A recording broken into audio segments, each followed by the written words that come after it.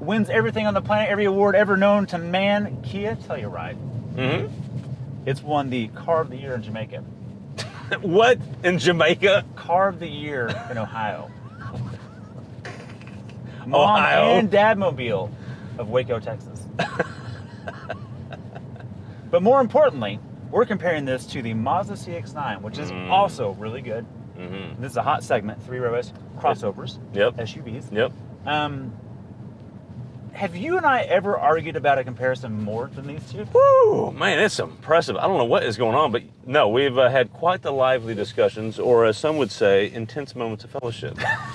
So, the first time I sat in this thing was at the Texas Rodeo in Austin last year. This exact car, actually, for an off-road trail. And I immediately understood why it won all those awards. Yes. It's such an appealing space for so many people. It is. So, that's my my suck up to this vehicle. What's your thought on it? My thoughts are, I can see why. You can see why? I mean, you immediately get in like, oh, wow. Okay. Yeah. You know, and Kia, unfortunately, and we've talked about this before, is still battling an old image problem that people need to just forget, because Kia makes good cars. Yeah, I'm glad you said that, because this to me is the prime example of, if you have a problem with Kia from your previous life or in years past, this is the reason why that isn't the case anymore. This is not a Kia Spectra or Rio of years past that Rio people are like, ooh, yeah. This is not that. Not that. This is really nice. Same goes for Hyundai. They're in the same boat now. Yeah. Hyundai, Kia, the twins. Okay, so let's get into exterior. Exterior is done right. I think it looks good. Now, we have a little bit of a disagreement. You think it looks like a wagon. I think it looks like a proper SUV. Yeah.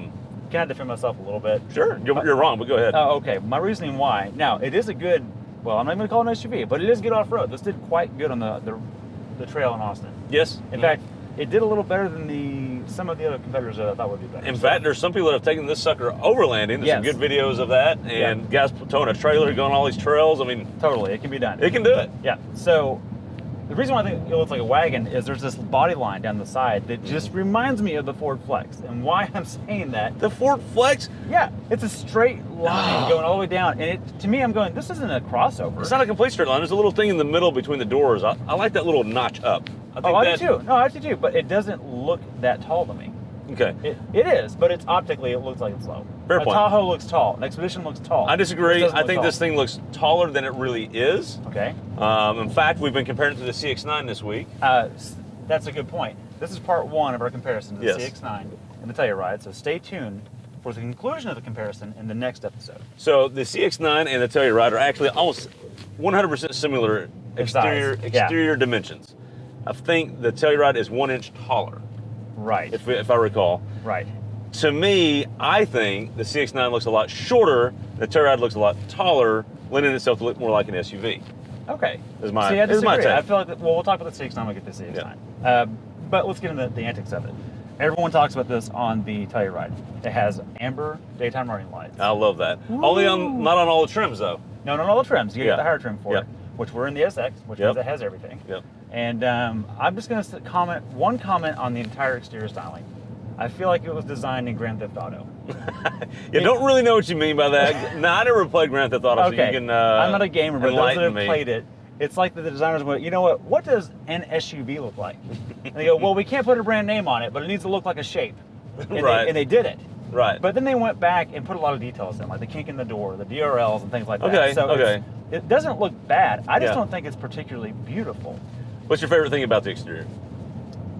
It's got to be the line on the side. It looks kind of wagony to me. The flat roof look, even though it's not, it does have an arch, but it looks stretched and long. It looks more like a wagon to me. I like the amber line, the amber lights. Yeah. I like the line like you're talking about on the side. Those are really good elements. I like to Telluride on the front of the hood. Oh yeah, that is just cool. right across. Just dimensional. Not a lot of car companies, or a lot of car companies are afraid to do that. I think. Or they'll do a logo. Or they'll do a logo. Yeah. This just the name it right across the front. I think that's cool. I think it looks good. Absolutely. And I think it gives presence to the hood. That hood is kind of substantial looking. It is. It's actually kind of bizarre how long it is. Like if you told me this is rear-wheel drive, I would believe you. Just off the exterior shape and size. And that kind of like a traditional SUV. Ah. Okay. Okay. Interior. Yeah. Oh boy. Like you said on the exterior, we can see why this won so many awards. Oh, totally. You said as soon as you get in this thing and you look at the wood dash, the light colored. This has the lighter colored seats. The cream. It looks like almost whatever. white. Yeah. The felt roof or whatever. Felt light roof, whatever suede. Yeah. It's on the B pillars or the A pillars as well, which I think looks phenomenal. I think it looks premium. Yeah. Some people think that looks a little chintzy. I think it looks premium. It looks like $1 million in here. It does, doesn't it? It's look, am I in a Range Rover? Am I in a BMW? What am I in? The first time I sat in this, I thought, man, have I ever needed a road trip more than this right now? This thing wants to go to Telluride. Right. Wants to go to its namesake. It's really exactly. bad. It makes perfect sense. It's also got some cool features. One of the features I love is there's a driver talk mode. Oh yeah. Got the kids in the back. Hey, can you hear me now? I don't know if the auto will pick that up, but you can tell, but there's a speakerphone now through the rear speakers, so the kids immediately look up from their tablets and go, "Oh crap!" Yeah. At that point, because so that's that's kind of cool. It does all the things it needs to do. Sure. The whole segment does. Yeah. I like the wood on the dash. Yeah, that is pretty nice. Although I'm sure it's faux, I'm convinced. Yeah. And there's a lot of matte applique to the things that you see and interact with. Yeah. And so in my time of driving it, and this is a pet peeve of yours, mm-hmm. I haven't had any sun glaring off of some trim piece on the dash the entire time. Okay, I have had a little bit. There's this black piano down here by the shifter and stuff. Oh, by everything that you touch? Yeah. Yeah. That has glared out on me a little bit when the sun's at certain angles. Yeah. That's a little, probably. But, I can see that. I don't know why car manufacturers have to have glossy things, but they do. They continue to do it, and there you go. More on the interior. I love the second row. Second row is really roomy. Ton of room back there. Again, same exterior dimensions as the Mazda, but you get inside and this thing seems huge. Completely different. They've pulled the Honda trick. Yeah. Where you get in and you go, this isn't that big of a car. How does this feel like an Expedition or a Tahoe in here? That's what goes through my mind. And I look at look, as a parent to young kids, this thing is happy to have kids seats. Yeah. Happy to do it. I'm not sure the CX-9 is going to hold up so well. Stay tuned for that. Fair point. Third row is mildly usable in here. Yeah. All third rows are, penalty seats, but this one's not bad. I mean, it's really not. You could put 6 adults going to lunch in non-COVID times in this going across town and be fine. Yeah. I do think it looks a little cartoonish, VTEC-ish, old Toyota-ish. Yep. Buttons are huge. Graphics are kind of wonky. Makes it feel a little less premium than when you initially first get in after you start touching things like, but it's not bad. You brought up a good point earlier that the font dates it. Yes. It's not that it functions poorly. It functions quite well. But it's more of a matter of the font looks like 2016. Right. And it's 2021. So I love the heads-up display. yeah. I'm not a fan of heads-up displays. Oh, man, I am. But this heads-up display in this one, I can get it low enough. The heads-up display from when I'm sitting in the driver's seat is sitting right on top of the hood. Yep. Which I like because it's not in my way of my driving line. Yep. But it's there so I can see it and I have to look down at the dash, and it shows everything in there. We forgot one really important thing. Brake check! Almost lost my What were you saying? Almost lost my Kia glasses. Brakes work really good. Brakes work great. One important thing, not the brakes. There are ball chillers in this car. Ooh, not only in where we're sitting. In the second row. Yes. Heated and cooled. Yes. That's pretty awesome. I like that a lot. And should we be politically correct? Should we call them crotch chillers? Crotch chillers? Well, yeah, they could chill anybody's crotch. That isn't, they're not gender specific. That's a good point. Yeah. We retract ball chillers and we say ball chillers and non-ball chillers. Yeah, or just crotch chillers. Just crotch chillers. Yeah, okay. We're going to update that. Change the infographic. How's that backing camera treating you? Yeah, it's working pretty good. Did you notice that it's a bigger one than the Mazda? Pointless. Let's go. Sport mode. All right. 4-wheel drive lock. Yep. Stability control off. Yep. You know what time it is. Brian, we switched. Hit it. You hear that? That's a non-turbo 3.8 liter V6, 291 horsepower, 262 torque. Not that anyone cares, but it delivers power like a big displacement engine should. It is a big displacement. 3.8 liters. For a V6, it's pretty good. It's pretty good, yeah. A front drive base V6. Yeah, fair point. Dynamics of intent and purpose. I just want to get something out of the way. Okay.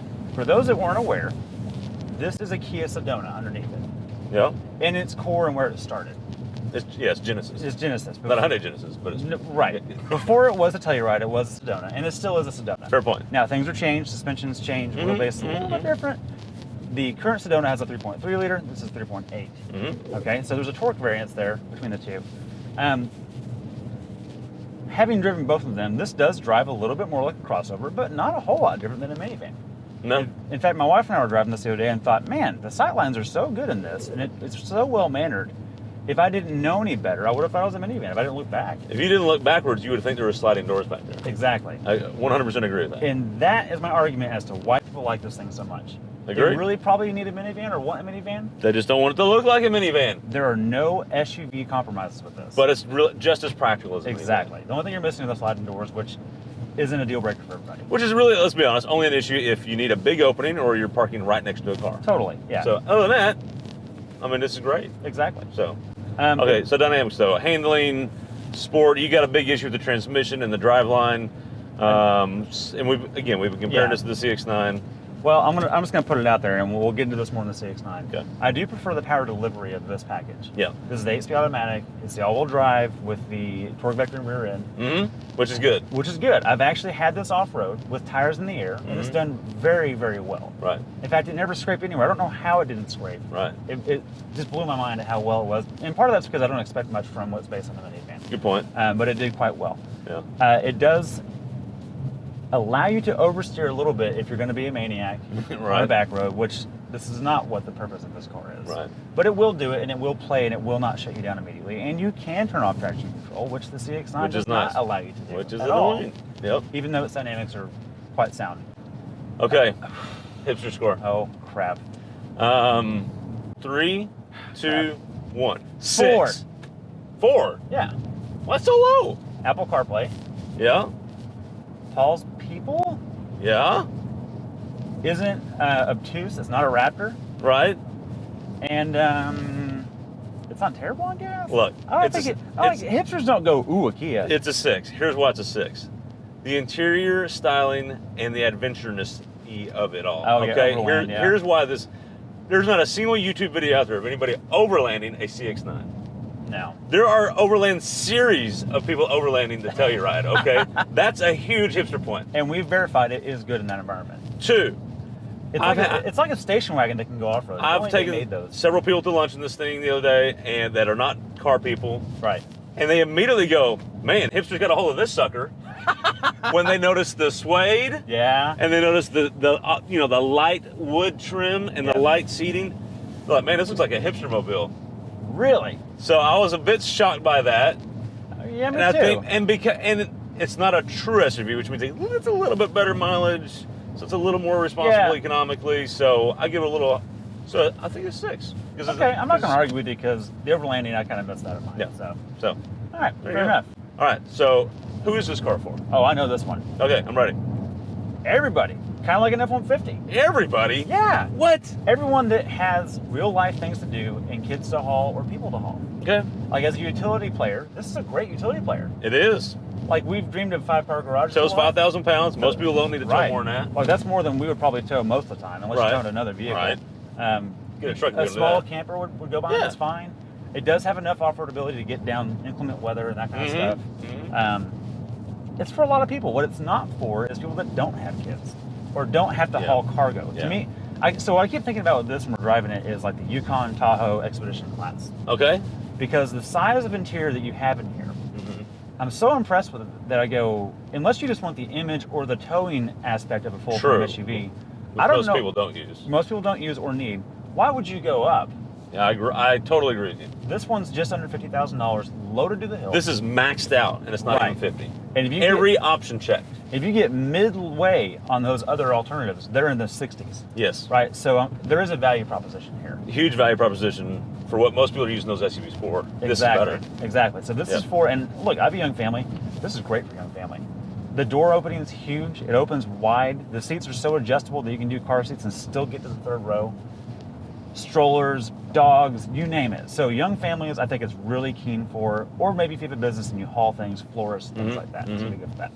Yeah, I 100% agree. You've nailed it. I have no disagreement there. As much as we've disagreed this week, you're right on that. About damn time you see the right way. This car is, it's for everything you said. It's for if you got to haul 3, 4, 5 people often. Right. This is great. It's a no-brainer. And you don't want the minivan? Get this. I missed that part. I'm glad you brought that up. If the minivan stigma is a problem for you, this is the absolute solution. This is doing a great job. Because it does all the minivan stuff. All right, and on that, stay tuned for the next episode coming up probably right after this, by the time you're watching this. Thanks for watching. Maybe subscribe if you like it. Let us know which one you like. Exactly. Okay, thanks. All right.